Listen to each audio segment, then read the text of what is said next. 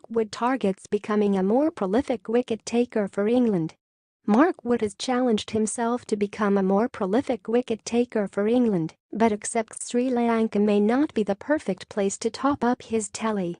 The Durham paceman has been England's quickest white ball bowler for much of the past 3 years, able to summon a steepling bouncer and leave batsmen hopping when he bends his back, but is not always boasted figures to match.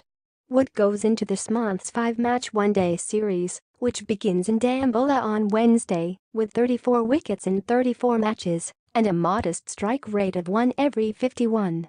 2 deliveries.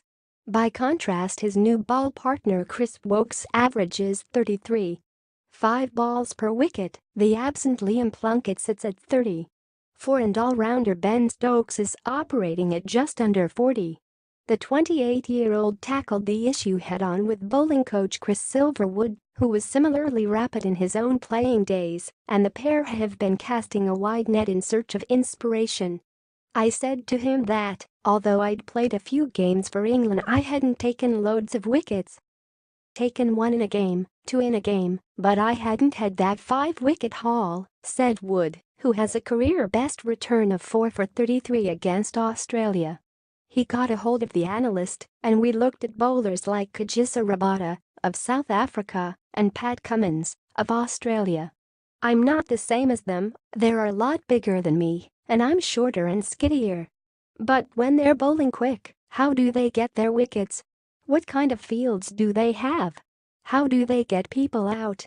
It's all about seeing how different people go about it." One change he has worked on is in his run-up, losing the idiosyncratic back step and adding a few extra paces to his approach. "Off the short run I was having to force it all the time. That meant I was putting more stress than I needed to on my body and having to ramp it up to get my top speed," he explained.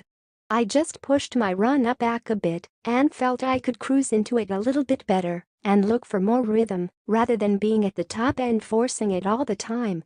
It's a trial, I can always go back."